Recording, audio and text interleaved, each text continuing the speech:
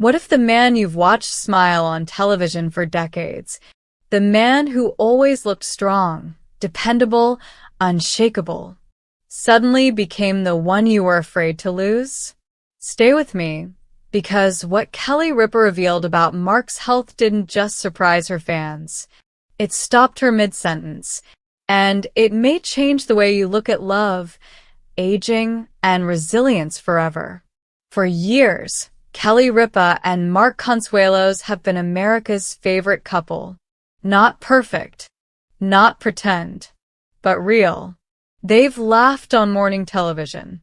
They've teased each other like newlyweds. They've raised children in front of the world's watchful eye. And yet, behind the bright studio lights and cheerful banter, there was a truth Kelly kept quietly carrying, a truth she never expected to share. Until one moment, one emotional pause, when everything changed. Kelly wasn't planning to say it. That's what made it so powerful. She was mid-conversation, talking casually about life, routines, and how time seems to move faster the older you get. Something many of us understand deeply, especially those of us who've lived long enough to feel years pass, not in decades, but in heartbeats. Then she stopped. Her voice softened. Her smile faded. Just slightly. And for the first time in a long time, Ripa didn't sound like a television host. She sounded like a wife. She admitted that Mark, the man she's leaned on for nearly 3 decades, was facing health challenges that forced both of them to confront something they'd never truly faced before. Vulnerability.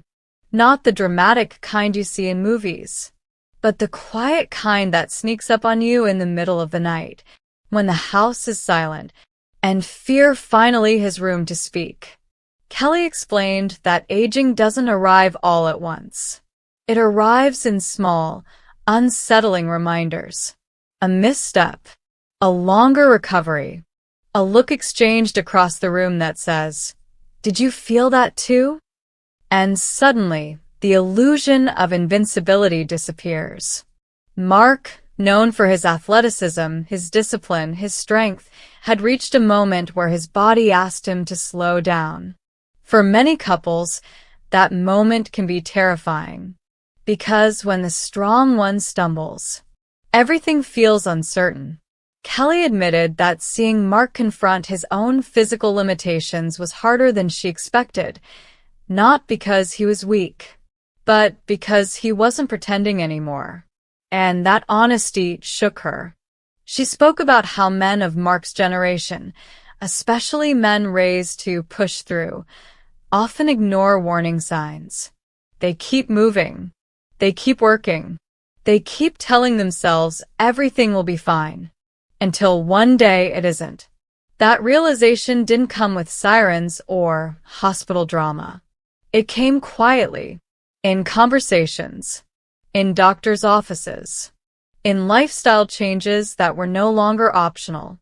Kelly confessed that the hardest part wasn't the diagnosis or the adjustments. It was watching Mark come to terms with the fact that his body needed care in a way it never had before. And here's where the story takes an unexpected turn. Instead of pulling away, instead of hiding behind humor, Mark leaned in. He became more open, more present, more aware. Kelly said something that stopped many viewers cold. She said, "I didn't realize how much we both needed this wake-up call. Not because illness is a gift, but because awareness is." That moment forced them to reevaluate everything. Their schedules, their priorities, even the way they say goodbye to each other in the morning. Kelly admitted she now watches Mark walk out the door a little longer than she used to. Not out of fear, but out of gratitude. Because when health becomes fragile, love becomes intentional. And here's the part that truly surprised fans. Kelly revealed that Mark's health challenges didn't weaken their marriage. They strengthened it. They talk more. They listen better. They argue less about the small stuff.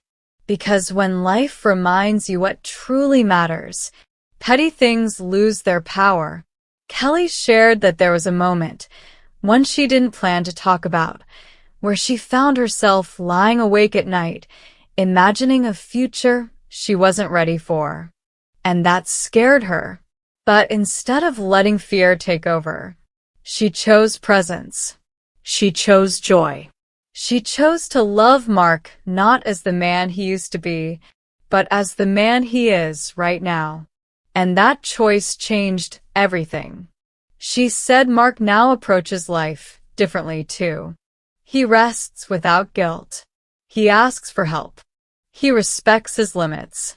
And for a man who spent decades being strong for everyone else, that might be the bravest thing he's ever done. Kelly's voice cracked slightly when she admitted something else. She said, "We don't get to control how long we have, but we do get to control how deeply we live." And for viewers in their 60s, those who faced health scares, caregiving roles, or moments of reckoning, this message hit home. Because this isn't just Kelly and Mark's story. It's ours. It's the story of realizing that time is precious, that health is not guaranteed, that love isn't proven in grand gestures, but in showing up day after day, even when it's hard.